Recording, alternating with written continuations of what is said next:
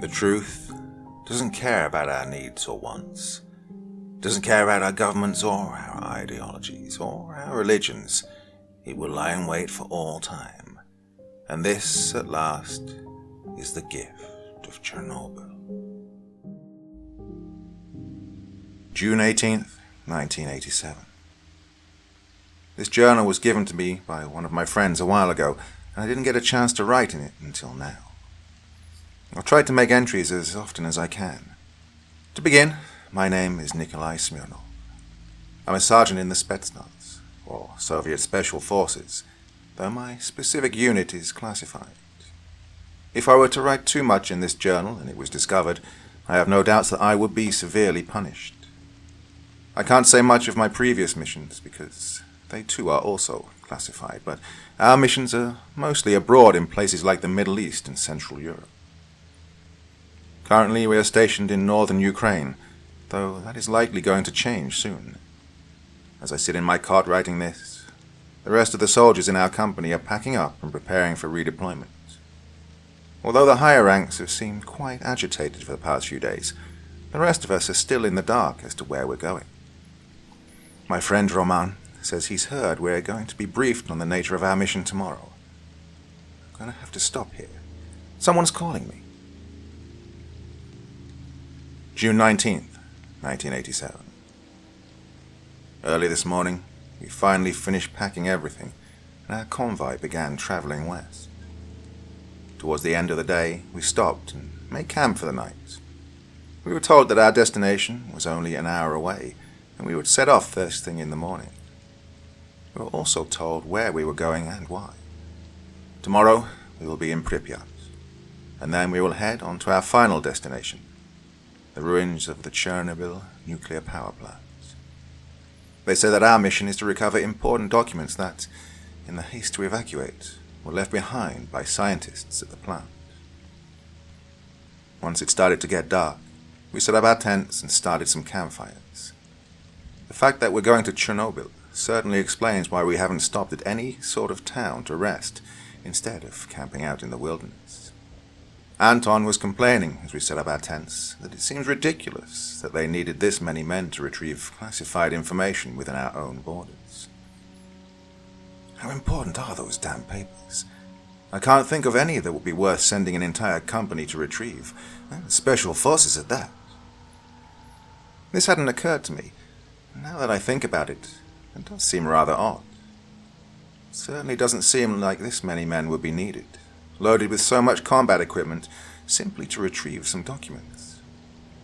At any rate, that's probably not the full story, but it's not likely that we'll be told anything else. Besides, in the Soviet Union, asking the wrong questions can land you in a world of trouble. Leonid, our squad leader, overheard Anton's complaining and replied, "Your job is to follow orders, not question them. Now, get the rest of these tents set up." I guess even though it seems odd, Chernobyl itself is certainly odd. After the meltdown of the nuclear plant, the plant and the area of land hundreds of miles wide was evacuated. Checkpoints were set up around the newly irradiated land to prevent anyone from going back in.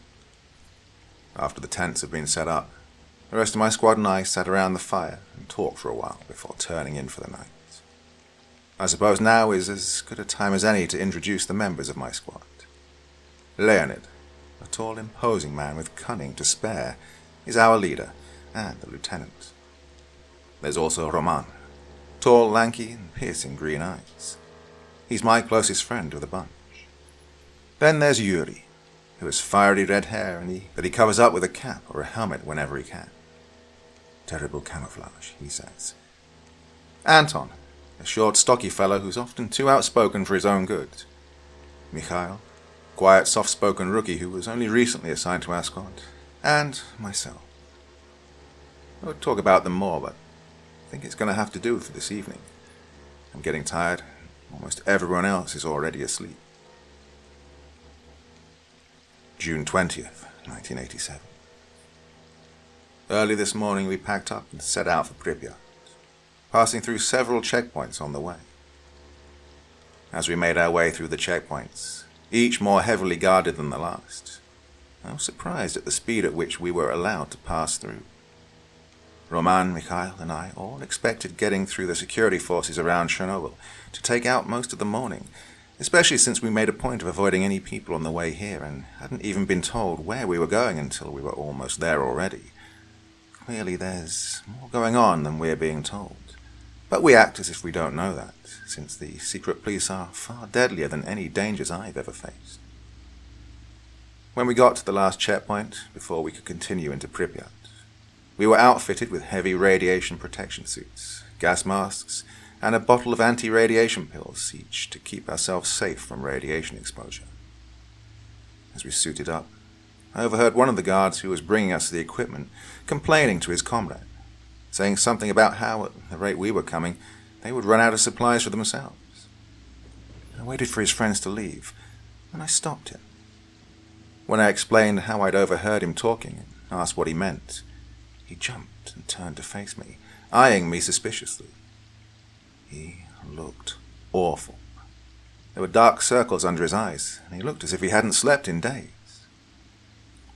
He turned to make sure that nobody else was listening.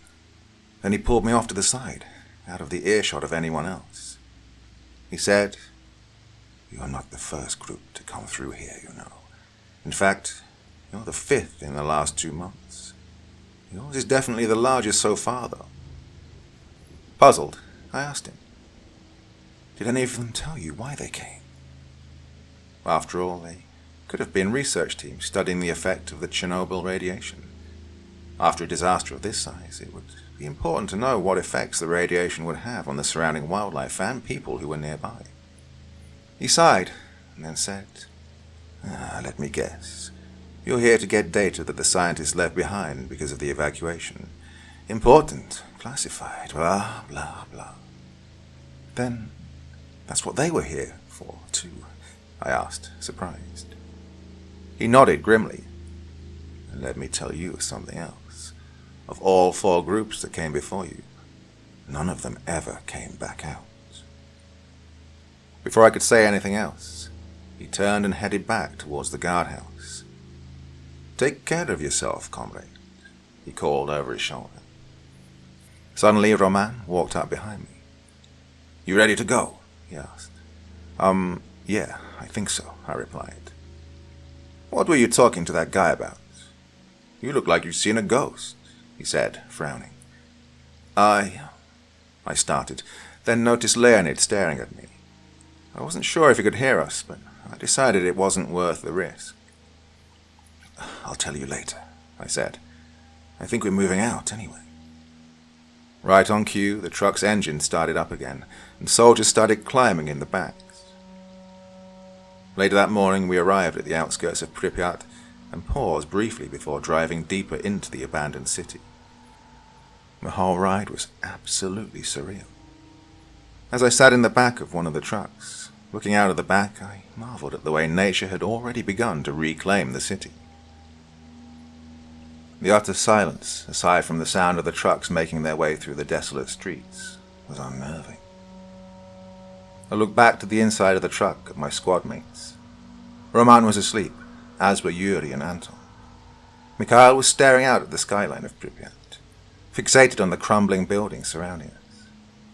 Leonid just sat there with an expression of indifference. I wonder if he heard that guard at the checkpoint talking to me. I really hope he didn't.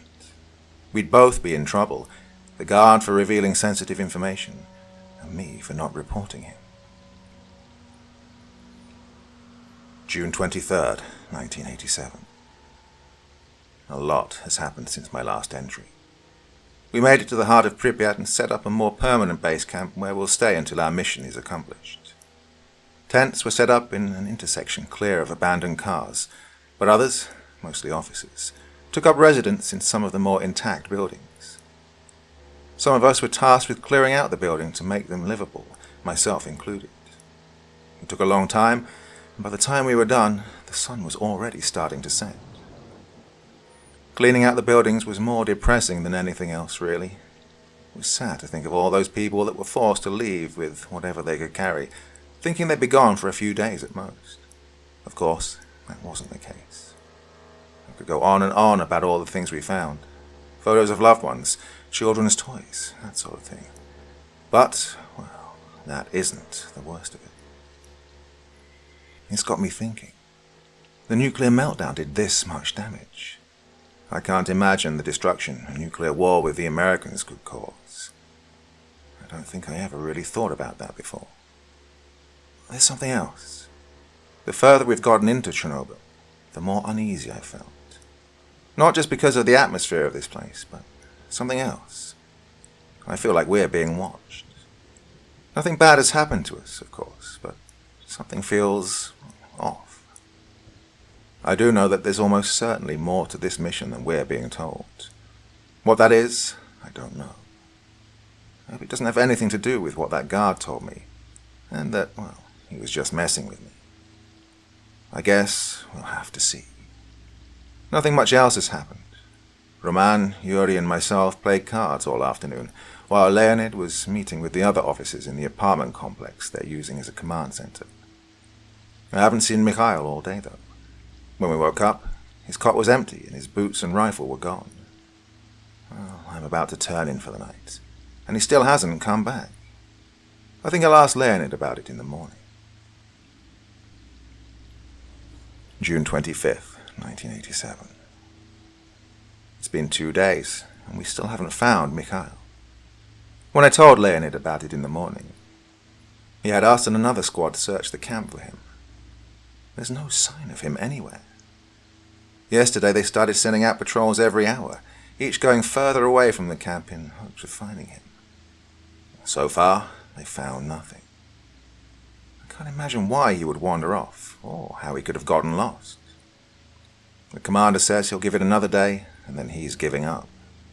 He says we need those patrols out looking for a safe way through the pockets of high radiation surrounding the plant. That's what's kept us from getting this mission done and getting out of here. Apparently, the higher-ups didn't think that the radiation around the plant would be in concentrated pockets. Well, so much so that a couple of meters could be the difference between an irradiated suit and dying 30 days later from radiation poisoning.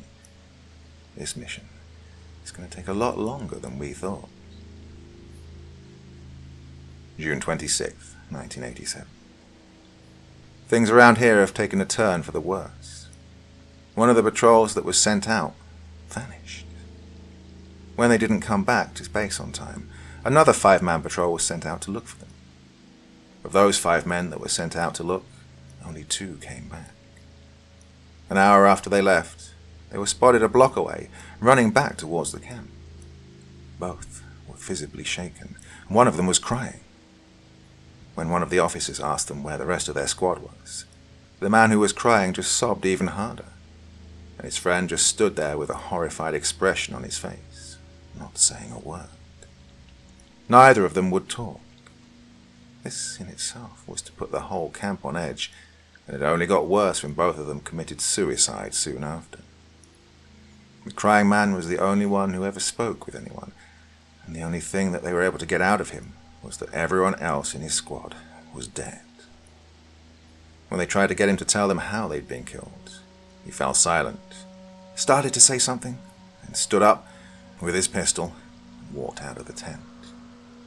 They followed him out and found him sprawled on the ground with a bullet in the side of his head. I don't know what's going on, but what I do know is that there's something out there that horrified those men so much that they took their own lives because of it. I can only hope that my squad and I will fare better. When Leonid's not around, Anton has talked about deserting. I don't know what the hell is going on here, but I don't like it. I'd take one of these trucks and get out while I still could, if it weren't for the security around this place. They'd never let any of us leave this place alive once they found out that we ran off. Yuri nodded. That's the problem, isn't it? We're stuck here until we finish this mission, or everything goes to hell. And I don't know about you guys, but I'm sure there's a whole lot more to it than they're telling us. No one spoke for a while. Finally, Roman broke the silence. Well, I'm going to get some sleep. I have a feeling we're not going to get rest for a while. Everyone mumbled agreement and shuffled off to their cots. Roman's right. I think this is the last good night's sleep anyone here is going to get for a while. June 28th, 1987. This is going to be a long entry. My hands are still shaking as I write this. I think it's morning, but I can't know for sure. The floor we're in has its windows boarded up, and we already barricaded the doors. Everyone's nerves are shot, and our rations are probably going to run out soon. Okay, let me start at the beginning. Everything went to hell sometime around noon of yesterday. That morning we finally got underway and began the trip to the plant at around 0600, with about half of us staying at the camp. It was cloudy, with dark storm clouds gathering on the horizon. The rest of us got our gear together and climbed into the convoy of trucks and armored personnel carriers, waiting for us outside the camp. The first half of the ride was relatively uneventful.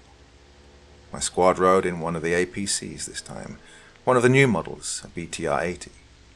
It was buttoned up, so we had no view of the outside world as the 8-wheeled behemoth rumbled through the abandoned streets. There was plenty of chatter on the radio, mostly just idle talk between vehicles. But inside ours, aside from the driver talking into his headset, there was only an awkward silence. Later on, it started to rain, and Leonid had Anton close the top hatch. We heard the tapping of raindrops on the roof of the BTR become louder as the rain got heavier and heavier. After about a half hour, at least I think it was a half hour, I shifted uncomfortably in my seat and turned to Roman in an attempt to break the silence. Before I could even open my mouth, Leonid tensed up suddenly. I thought he was going to say something, but when I looked at him, he was listening intently to his radio. It started out soft, and I strained to listen to whatever the person on the other end was saying. Whatever they were saying, it was mostly lost in the shouts in the background. I wondered what the commotion was about, and was about to ask when the words on the other end were drowned out in a burst of gunfire. Everyone in the vehicle turned towards the radio. On the radio, the sound of gunfire was becoming more intense, and the voice yelled to someone in the background.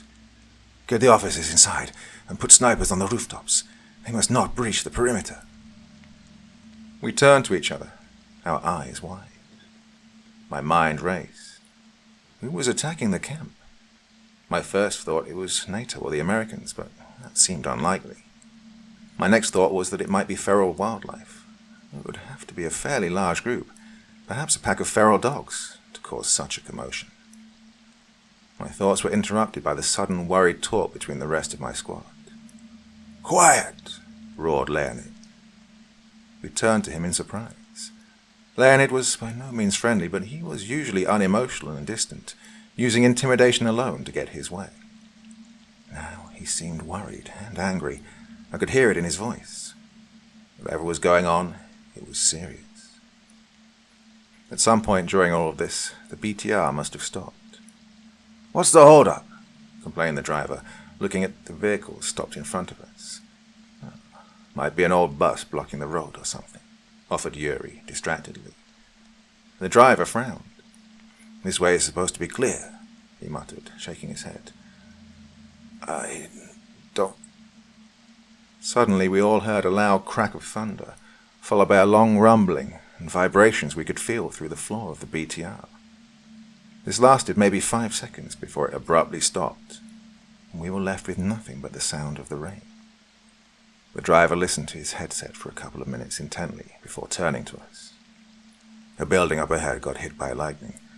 Apparently it set off propane tanks inside and brought part of it down. It's blocking the road, so we're waiting until the storm lets up to clear it. Anton groaned. "You mean we're stuck here?" The driver nodded. "This is the only way that's not full of radioactive hotspots that we could find. We're just going to have to wait it out." I turned to Leonid, expecting him to say something to Anton, but he was still listening to the radio. I'd almost forgotten about it, and now, as I strained to hear what he was listening to, I could only hear static. I leaned closer, just as the static cut out and the sounds of gunfire filled the vehicle. Everyone in the squad turned back to Leonid. He was too focused on the radio to pay attention to us, and I took a good look at him. He looked slightly pale. He was frowning and muttering to himself. I couldn't tell what he was saying, though. Roman nudged me and jolted me out of my thoughts. "Do you hear that?" he half whispered to me, his eyes wide. I nodded uneasily. "I'm sure they're fine. The gunfire is much less intense now. Sounds like they're just cleaning house." Roman shook his head. "Not that," he said. I listened closely, and with a chill, I realized that, mixed in with the gunfire that lessened with each passing minute, I could hear screaming. "I can't write more now. I can hear them coming." June 29th, 1987. Nothing much has changed since the last entry. We got through the day without incident, but if we can't find a way out of this place, it's only a matter of time until we're discovered and overrun.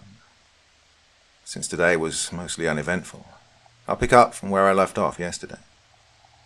For a while, nothing really happened. The gunfire gradually faded away, and the screams died out shortly after. Leonid took a deep, shaky breath and switched the radio off. The storm was still going strong, and for a long time no one said a word. Then Anton spoke up. "So, what in the hell was that?" Leonid regained some of his composure and said, "I don't know, but I'm sure we'll find out when we get back to camp. We're not going back until we get the intel we need from the plant." "Bullshit," snarled Anton. "I don't think you're high up enough to know everything, but you know something, and whatever it is, it could get all of us killed."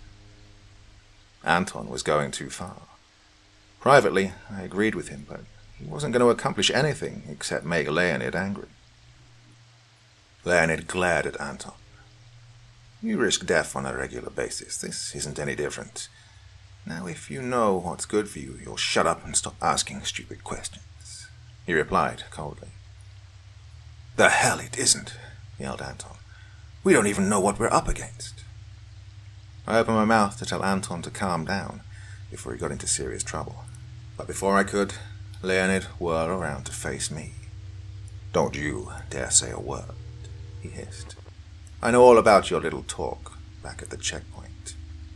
If you don't want to end up like he did, you'll keep your mouth shut." My heart jumped, and I fought down a surge of panic. He had heard us after all. I thought about asking what had happened to the guard, but deep down, I think I already knew the answer. Everyone else turned to me curiously, but thankfully they were distracted by Anton as he started yelling at Leonid again. They kept at it, and Yuri, Roman, and I watched, not saying anything. The driver was too focused on the talk between the rest of the vehicles in the convoy to pay attention to the screaming match in the back, and he did his best to ignore us. They argued back and forth for what seemed like hours, until Leonid yelled, "Shut up!" Anton growled, "Make me, you son of a..." Leonid slipped his submachine gun off his shoulder, and Anton slammed his mouth shut. Nobody moved. Then, to everyone's surprise, he walked past Anton and looked up the hatch. "Listen," he hissed. We all listened, and now I realized that, mixed in with the sounds of the storm, I could hear shouting and bursts of gunfire. Leonid reached for the latch, but before he could open the hatch, the driver spoke up. "Sir, orders from Captain Petrov. All personnel are to stay inside their vehicles. ACPs, stay buttoned up and don't let anyone in, no matter what. Sit it out until he gives the all clear." Leonid wavered at the hatch, then walked back to his seat. Anton burst out. "See? We..." Leonid cut him off. "Once we're given the all clear, I'll tell you what I know. If I hear one more word from you before then, I'll shoot your kneecaps off." Anton opened his mouth to protest, and Leonid flicked the safety off of his gun. Anton nodded and took a deep breath, trying to control his temper. For a while, the gunfire and shouts only got louder, though we couldn't hear them over the storm. Over time, the bursts of gunfire dwindled and became increasingly sporadic. The shouting gradually grew more panicked in tone and was mixed with piercing screams. At one point we could feel someone pull themselves onto the top of the BTR and start banging on the hatch, screaming and begging for us to let them in. None of us moved, partially out of fear of Leonid, and partially for fear of whatever was outside. The screams from above were cut off abruptly with a wet thud, and something slid off the roof and hit the pavement. After what felt like an eternity, the sounds outside stopped, and the storm let up. It sounded like the torrent of rain had turned into a light drizzle, and the thunder had almost completely stopped. By this point, everyone was on edge. I felt relief wash over me as the driver turned and said, "All clear. Proceed with caution." Leonid strode to the hatch with his gun in hand and opened the top. He peered outside tentatively before climbing up the ladder, stopping when his whole upper body was outside the hatch. Anton started to get up, but Yuri yanked him down into his seat. "Are you crazy? Wait until he's ready to tell us. Are you trying to get shot?" Anton muttered. "He said he'd say after they gave the all clear. He better not try and go back on the promise." "And what will you do if he does? Beat it out of him? If he doesn't want to tell us anything, we can't make him," whispered Roman. I nodded. "We want to know what's going on too, but if you can't keep your mouth shut, you'll never tell us anything." Anton glared at me. "And what do you plan to do? March to your death like a good little soldier? Do you think whatever's out there won't come after us if we're on our best behavior?" Roman countered. "You'll get killed a lot quicker if Leonid hears you." Anton snorted. "Oh, please. He's still standing outside the hatch, not eavesdropping on us." I turned to Leonid. He was still perched on the ladder, with only his waist and legs visible. While the others continued to argue in whispers, I got up and walked over to Leonid. "Sir, what's going on up there?" I asked. I waited. No response. I tried again. "Sir, what's the matter?" I asked. Still nothing. I nudged him, trying to get his attention. Instead, his foot slipped off the rung, and he tumbled down face first onto the floor. My heart skipped a beat. I leaned down and turned him over. "Sir, I'm so sorry. I didn't mean to." And then I stopped. Leonid was dead. His gas mask was gone, and what was left on his chewed and gouged head was no longer a face. A lot of what happened after was a blur. We searched the line of vehicles in the convoy. The troops in the BTRs were protected well enough, but the men in the trucks weren't so lucky. The cloth covering the backs of the trucks was torn to shreds, and their occupants had been horribly mutilated. Shell cases were scattered all over the place, but few traces of whatever had attacked. All we found were puddles of a viscous, pale green substance. No bodies except for those of our men, at least what was left of them, were ever found. Some of the bodies were missing arms and legs, others had been decapitated. Once we counted the dead, we realized some of the men had disappeared entirely. I was surprised nobody deserted on the spot when we were told we were proceeding with the mission. But then, it wasn't like we had a choice. Even if we weren't shot for treason, where would we go? None of us really know what was killing off our comrades. The officers are keeping silent, and anyone who saw anything that day didn't live to talk about it. Only Leonid was able to tell us anything, and those secrets died with him. I was promoted to sergeant and put in charge of my squad in place of Leonid. We used the BTR's main guns to blast away the rubble blocking the road, but by this time the sun had set. After gathering all the equipment we could carry, we loaded it onto the 3 BTRs in the best condition and drove until we were within sight of the power plant. Everyone unpacked and holed up in one of the abandoned buildings.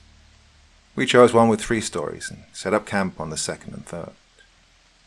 We parked each BTR on a different side of the building in case we needed to make a run for it. We did a quick head count. We're down to 29 men now. And after we set watchmen, most of us were fast asleep. When we woke up, well, that's when I started writing the entry before this one. Not one of us has left this place since. The men can hear something, perhaps several somethings, moving around downstairs. Hopefully, whatever it is will give up and go away so we can get this mission done and get out of this godforsaken hellscape. Well, I guess we'll see what tomorrow brings. June 30th, 1987. We made a break for it today. The men pried the boards from the second floor windows and everyone got their gear together. Captain Petrov split us up into 3 groups. Our group was my squad, our driver Sergei, and another squad that was also down to 4 men. On Petrov's signal, all 3 groups rappelled down at once. As soon as we hit the ground, it was a mad dash for the BTRs. Everyone in our group made it inside and locked the hatches behind them. Sergei hurried to his seat and started the engine. He turned onto the road and fell in line between the 2 other APCs. After about 15 minutes, the captain's voice crackled on the radio. Sound off. BTR-1 secure. Sergei leaned forward, saying, BTR-2 secure. Another voice, which I assume was the driver of the 3rd BTR, said, We've got everyone, but... Another voice in the background yelled, Hold him down! Followed by the sounds of a scuffle and muffled shouting. The driver continued. There was a feral dog, I think. It attacked one of the men. It must have had rabies or something because... Another man's voice interrupted. This isn't rabies. Rabies doesn't do this to people. Followed by a loud thud and a howl of pain. Get him off me! Get him off! Someone screamed. A violent struggle could be heard, followed by a pair of gunshots. BTR 3, what is your status? Captain Petrov asked. There was a moment of silence. Then the driver spoke, his voice shaking. BTR 3, secure. 2 men KIA. The captain didn't miss a beat. Dispose of the bodies. I don't want anyone else contracting whatever that dog had. Yes, sir, the driver replied. Not long after, we finally reached the plant. The fence, topped with barbed wire and covered with signs promising a painful death to anyone who tried to enter without authorization, was crushed underneath the BTR's massive wheels. We drove up to one of the entrances, parking along the cooling pond that had once supplied the plant with water to cool the reactors. Everyone piled out, including 2 of the drivers, who looked less than happy at the prospect of being out in the open again. Captain Petrov paced back and forth in front of us, seemingly lost in thought. All right, he said, turning to us. I want the perimeter secure before sundown, split up by squad. He paused, then added, and no one is to enter any of the buildings unless I order you to. Let's get moving. Despite the apprehension everyone felt, it soon became clear that this was probably the safest place to be. Although it was the heart of the exclusion zone, the site was devoid of wildlife, and the fences ensured nothing could wander in. Our patrol was mostly uneventful. I had orders from my squad to repair the fence, but the poles had been snapped off where they were buried in the concrete. All of us spread out and looked for something to block it instead. Sergei found a truck that still had gas and found the keys in the ignition. He started the engine, put the truck in reverse, and promptly crashed into a guardhouse, crushing the flimsy wood structure and puncturing one of the tires. The rest of us were shaking with laughter. As an annoyed and red-faced Sergei backed the truck into the gap in the fence, it occurred to me I couldn't remember the last time I'd laughed, or even felt particularly cheerful. Should have known it was too good to last. We trooped back to where we'd parked, found the rest of the men already there. All of them seemed distracted. Once I got closer, I could see why. The third BTR and its driver had vanished. Petrov was furious. He ordered a sweep of the compound, but we found nothing. Nobody really expected to, either. He's a coward, but not stupid enough to hang around after deserting. Some of the men broke into the plant and set up camp in some of the rooms. The rest, including myself, are crammed into the last 2 BTRs. This mission just keeps getting better and better. July 1st, 1987. At long last, we finally got into the plant. Everyone went in with us this time, so nobody could run off. The plant was normal enough at first, and as we got further inside, we used the lights on our guns. Well, not everyone. Roman and 3 others had flamethrowers that someone had found stashed in the back of one of the BTRs. Rather than have us fan out and search the plant, Petrov led the way deeper and deeper into the complex, everyone trailing behind him. He clearly knew exactly where we were going. Eventually we came to a halt in front of a massive elevator. Surprisingly, when he pressed the button, the door slid open. Then they shuddered and stopped. It took 6 of us just to force one of the doors all the way open. We all piled in, and Petrov pressed the button for sub-basement 4, which was the lowest floor available. The doors slid shut. Roman muttered, "The hell did they need this big of an elevator for?" "Heavy machinery, maybe," I replied. Roman shrugged. "Could be. Whatever it was, I'll bet it's above our pay grade." Just then the elevator came to a shuddering halt and the doors opened.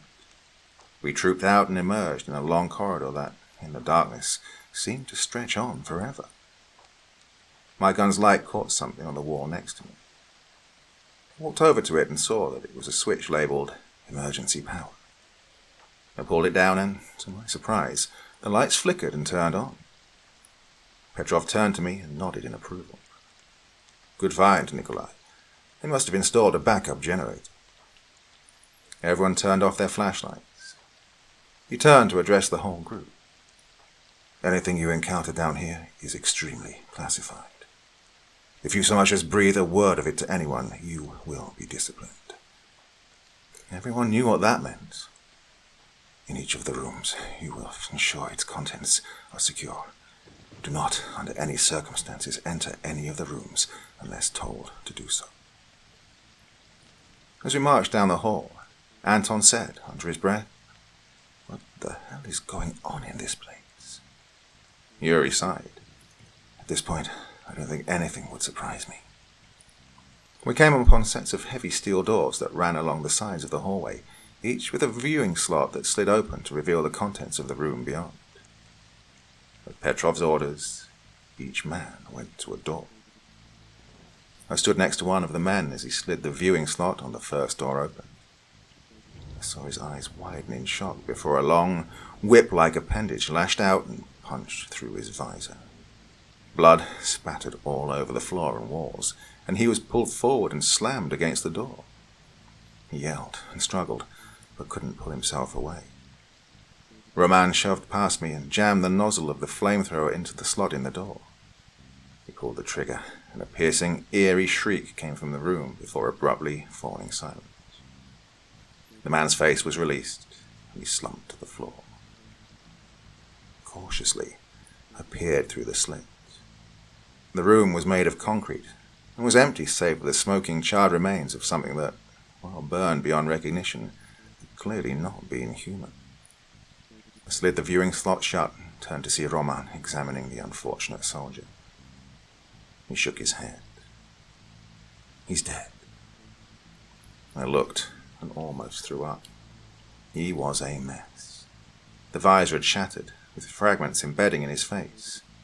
He had both eyes gouged out, and his face and neck were covered in bruises and puncture wounds. The whole hall was silent for a moment. Then Petrov spoke up.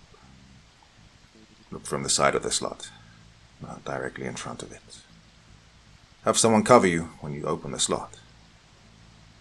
Anton looked mutinous. "That's all he's going to say," he snarled under his breath. I shot him a warning look, and he shut up. Slowly, numbly, the rest of the men turned to the doors. I grabbed the viewing slot on the next door and looked to Roman, who had his gun trained on the door. He nodded, and I slowly opened the slot. Roman squinted at the opening in confusion. "It's empty," he said. I glanced through the slot and saw he was right. The room was bare, except for hundreds of scratches that looked suspiciously like claw marks. I tried to tell Petrov, but suddenly my voice was drowned out by a cacophony of screeches and wails from the rooms around us as the creatures inside were burned alive. When the awful noise had died down, everyone moved on to doors further down the hall. I told Petrov about the room. He scowled and peered through the slots. "All right, take your squad and clear the room. And be careful." I nodded and called Anton and Yuri over. Roman and Yuri and I trained our guns on the door as Anton placed a small, explosive charge on the latch. He backed away and, on the count of 3, pressed the detonator. Bits of concrete went everywhere, and Anton slammed into the door twice. 3 times, before the door swung inward and his momentum carried him into the center of the room. He regained his balance and scanned the corners. "Nothing here," declared, looking relieved. Just then, something dropped from the ceiling and landed squarely on top of him. I charged into the room and body slammed the thing, knocking it into the wall.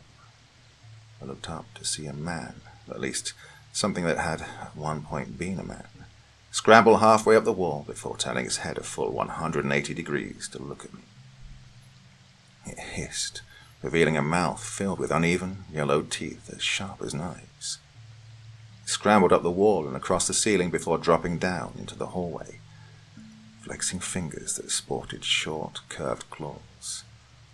"Oh, no, you don't," roared Yuri, throwing himself at the creature and pinning it to the ground. I raised my gun, but Anton beat me to it, pulling himself up and putting a bullet in the thing's forehead. Its whole body stiffened, twitched once, and was still. A luminous yellow fluid seeped from the wound. "Oh, Jesus," said Yuri as he pulled himself off of the body. I leaned closer and felt sick to my stomach. The flesh on the fingers and toes had been worn away to the bone, which had been honed into points. It was wearing a tattooed orange jumpsuit that was stained with blood. Behind me, I heard a dull thud and turned to see Anton sprawled on the floor. "Oh, I landed on my leg funny," he said, wincing as he tried to get up. "All right, take it easy, I'll get a medic," I replied, stepping over the body of the creature and out into the hall. Most of the rooms were clear, and most soldiers were just standing around awkwardly while the last few rooms were taken care of.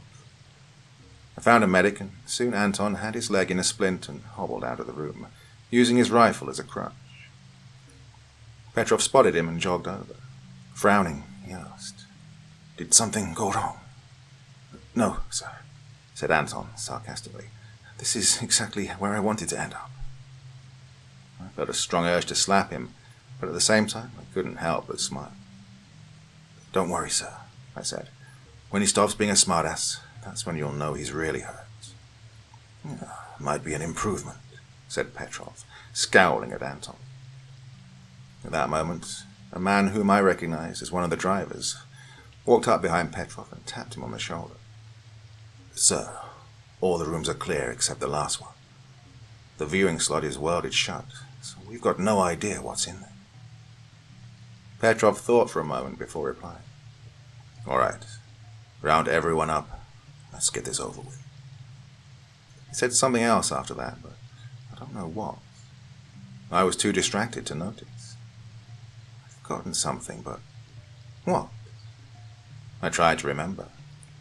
As we gathered on both sides of the final door, I was still desperately trying to remember. I was jarred back to reality as the door was blasted out of its frame and fell forward onto the floor with a dull thud. The squad backed away from the wall and positioned ourselves in the entrance, guns raised. As the dust settled, I felt my stomach drop. Beyond the doorframe wasn't another room, but a set of stairs that descended into darkness. The lights that lined the stairs were on, but extremely dim. Petrov glanced down the stairs before turning to us. "Nikolai, your squad's got sentry duty. Make sure nothing gets up these stairs.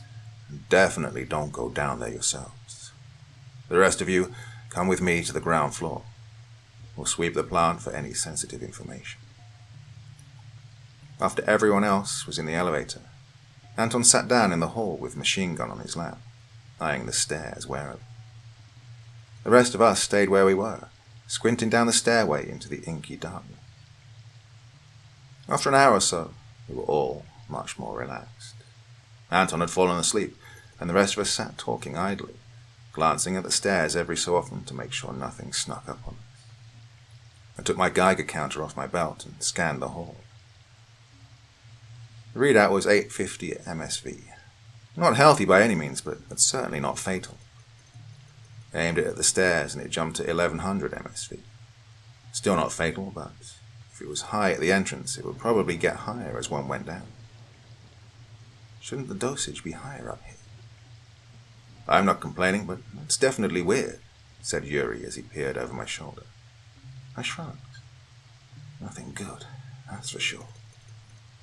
A few hours later, Petrov and the rest of the men returned. It was almost midnight, and another squad took our place on sentry duty. That left my squad and 3 others, so we each took a different room. "Say hello to your friend, Anton," I said as I dragged the corpse of the creature from earlier out of the room. Roman laughed. "Very funny," snapped Anton as he crawled into his sleeping bag. I walked back into the room and closed the steel door behind me, leaning Roman's flamethrower against it.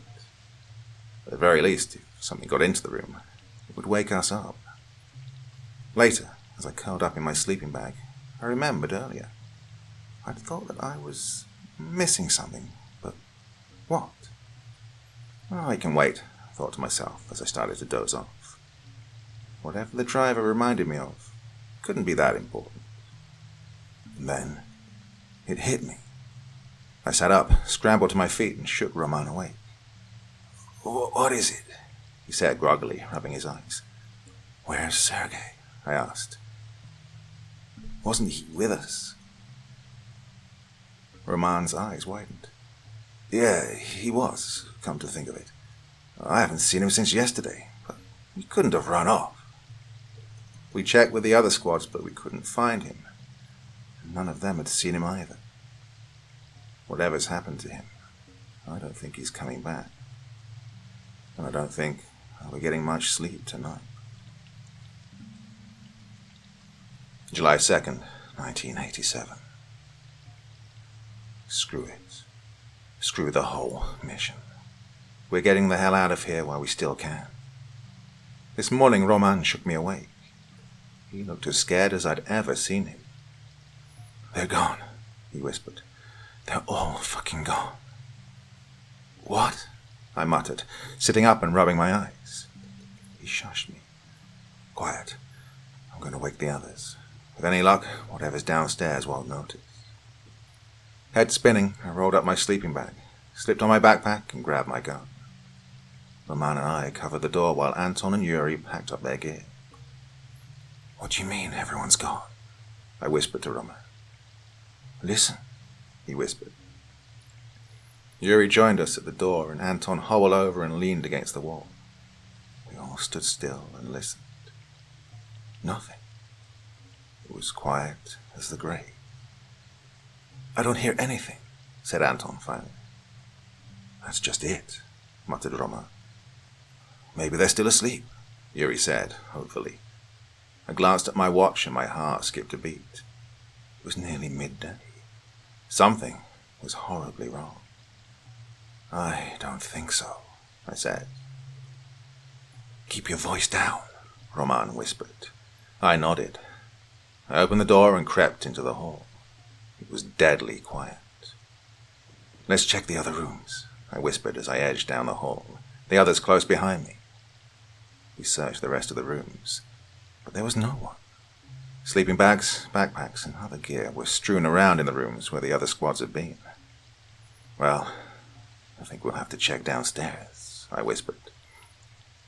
We flicked on our tactical lights and edged towards the stairs.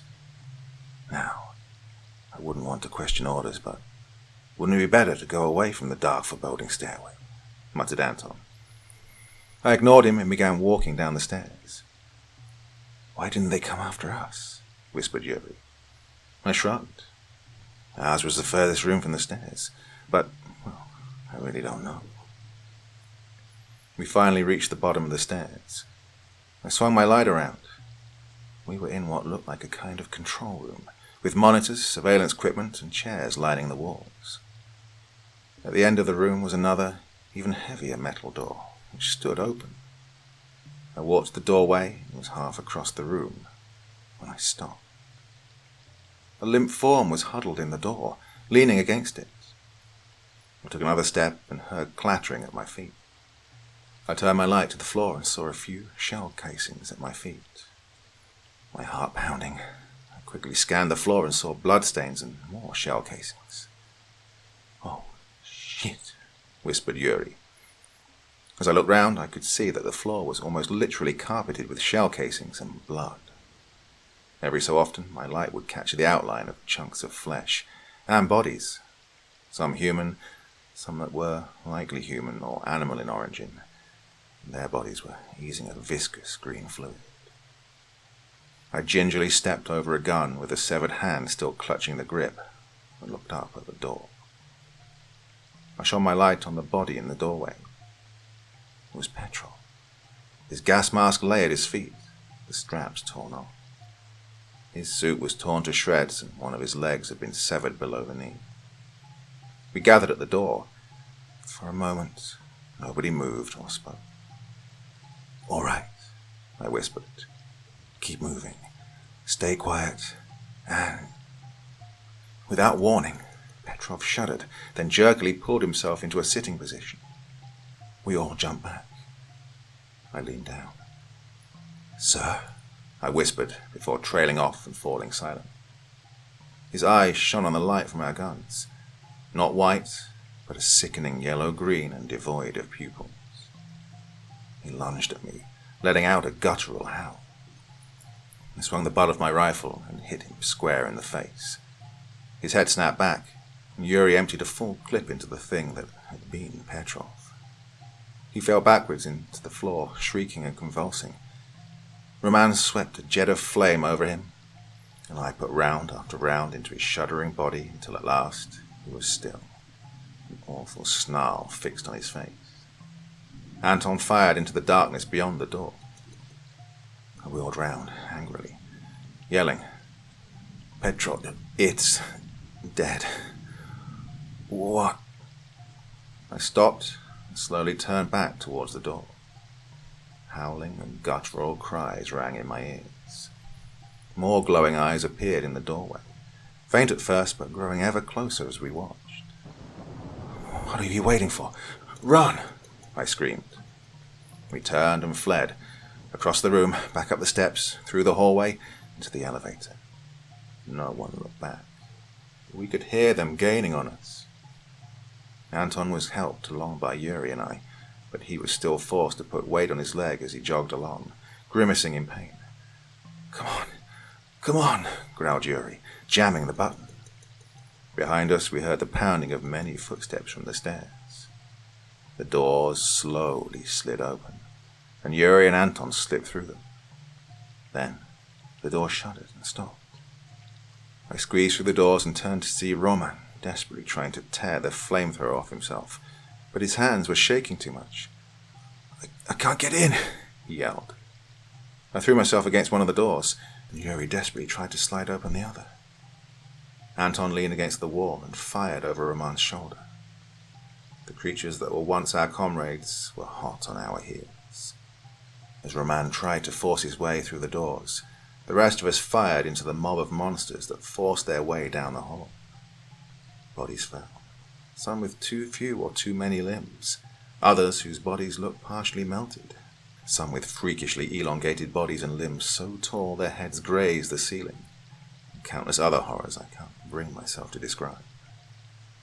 It wasn't enough. They kept coming, running, loping and crawling down the hall. making awful noises that made my hair stand on end as they echoed off the walls. At last, Roman stumbled through the doors, and I jammed the ground floor button. The door slid shut, and we listened to the thuds of the creatures throwing themselves against the doors and their howls of frustration as we slowly ascended.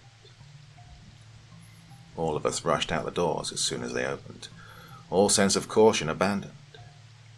I rushed blindly through the corridors of the plant, looking desperately for a way out. I don't know how long we ran through that maze of corridors. It might have been 5 minutes, maybe 5 hours, but eventually we made it outside. It was night, and our lights barely penetrated the inky blackness. Everyone tried to catch their breath and process what we'd seen. Feeling slightly calmer, I said, "Find the BTR. Stick together and don't let each other out of your sight. We're getting the hell out of here." Everyone nodded, and we set out cautiously, our nerves once again on edge. A loud splash to our left caused us to whirl around towards the source of the noise. Yuri fired a round into the darkness. "Stop it, you idiot! It's me!" came Anton's voice from around our feet. "What happened?" I asked, catching him in the light of my gun. He'd fallen into the cooling pond, the water glittering in the light. It was a sickly bluish-yellow color, and was no doubt incredibly radioactive. Anton frowned. I tripped over my rifle that I was using to support myself. Help me out, will you?" There was no railing, only a gently sloping concrete ramp that disappeared into the depths of the pond. I grabbed his hand and tried to pull him up, but Anton let his good leg go slack and started writhing around, splashing water everywhere. "Stop screwing around and let's go," I snarled, grabbing both of his arms and trying to pull him up to his feet. He was waist deep in the water, still twisting and splashing around. "I can't," he grunted. "My leg's stuck on something. It won't budge." Yuri joined me, and we each grabbed one of his arms. "Look, Anton, I don't have time for this. Get up and let's get moving before we attract unwanted attention." Anton frowned angrily. "I told you, my leg." Suddenly, he was pulled forward into the water, his head and torso going under. He thrashed around desperately, his muffled screams barely audible above the water.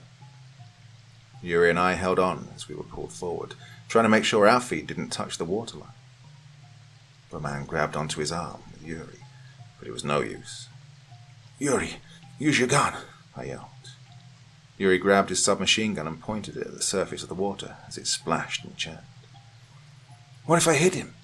I cut him off. "He's dead either way. Just do it." Yuri sprayed the water with bullets, and Roman and I fell backwards with Anton. I watched as the pond rippled, something sank back into the depths. I turned back to Anton. He hadn't been underwater long enough to completely saturate his gas mask, and his suit wasn't torn, so he wasn't in any immediate danger. Unfortunately, his gun and pack were gone, and after trying to help him up, it was evident that his good leg had been pulled out of its socket at the knee. "Leave me," groaned Anton. "I'll just slow you down." "No," I said firmly. "We're not leaving anyone behind." I expected him to argue, but when I looked down at him, he had passed out. We made a makeshift stretcher out of the tent in Yuri's pack and carried Anton while Roman took point. After an hour or so of stumbling blindly through the dark, we found one of the BTRs. The other one was gone. God knows where, but the other still parked, with the hatches unlocked and enough gas to get us out of Pripyat. Anton was still asleep, and Yuri soon followed suit. Roman and I stayed up and talked in hushed tones, unable to fall asleep. After a while, I thought of something that didn't make sense. "Why didn't they wake us up?" I asked Roman. "How did they forget us?" Roman shook his head. Maybe they thought we were in a different room and assumed we'd disappeared like Sergei. Maybe they saw the blood all over the room and assumed we were dead. Hell, maybe some of them got dragged off before the rest of the guys found out. Then they went after the bastards, only they bit off more than they could chew. It doesn't really matter now, does it? I nodded. No, I guess it doesn't. We talked for another hour before Roman dozed off. Well, I'm exhausted. The hatches are all locked, so no one has to keep watch. I better get some rest. So there we go. Fantastic story, and I must confess we're only halfway through it. So I need you to do me a little favour. Do you want the rest tomorrow night? Do you want it on Wednesday, or should I do it again next week? The choice is yours. Please let me know in the comment section below the video, and I will act accordingly. I'm all set up to finish it tomorrow night, but, well, if that's not what you want, then I'll do whatever you want. I'm here to please you, my dear friends. Well, that is enough for me for one night, but I will be back very, very soon. How soon depends on you. Until then, sweet dreams. Bye-bye.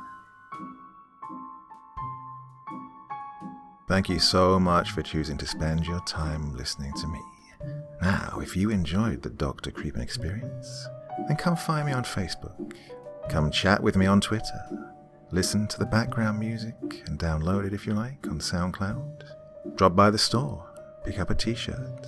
And, importantly, if you've got a story you'd like me to read, send it to Dr. Creepen's Vault, the subreddit I set up so that I could read your stories.